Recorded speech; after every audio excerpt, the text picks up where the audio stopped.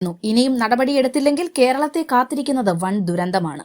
അതിന് നിങ്ങൾ വിചാരിക്കും പോലെ യുഗങ്ങളൊന്നും വേണ്ട, 4-5 വർഷം മതി. അന്ന് ഞാനും നിങ്ങളും ജീവിച്ചിരിപ്പുണ്ടാകും. ആരാണ് കള്ളം പറയുന്നതെന്ന് നിങ്ങൾക്ക് മനസ്സിലാകും എന്നായിരുന്നു ഗാഡ്ഗിലിന്റെ വാക്കുകൾ. ആരാണ് മാധവ് ഗാഡ്ഗിൽ? തോരാതെ മഴ പെയ്യുമ്പോൾ ഇനിയൊരു പ്രളയം ഉണ്ടാവല്ലേ എന്ന് പ്രാർത്ഥിച്ചുറങ്ങുന്ന കേരളം ഇന്ന് ഉണർന്നത് ചൂരൽ മലയിലെയും മുണ്ടക്കൈയിലെയും ദുരന്ത വാർത്തയറിഞ്ഞാണ്. ഒടുവിൽ ലഭിച്ചത് കേരളക്കര കണ്ട വൻ ദുരന്തം. പ്രദേശങ്ങളിൽ ഇപ്പോഴും രക്ഷാദൌത്യം തുടരുകയാണ്. ഇനിയും ഉരുൾപൊട്ടൽ ഉണ്ടാകാനുള്ള സാധ്യതയും നമുക്ക് തള്ളിക്കളയാനാകില്ല.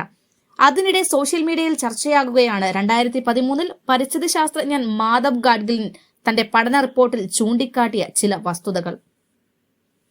പശ്ചിമഘട്ടം ആകെ തകർക്കപ്പെട്ടിരിക്കുന്നു. ഇനിയും നടപടിയെടുത്തില്ലെങ്കിൽ കേരളത്തെ കാത്തിരിക്കുന്നത് വൻ ദുരന്തമാണ്.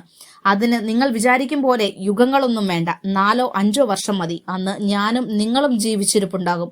ആരാണ് കള്ളം പറയുന്നതെന്ന് നിങ്ങൾക്ക് മനസ്സിലാകും എന്നായിരുന്നു ഗാഡ്ഗിലിന്റെ വാക്കുകൾ.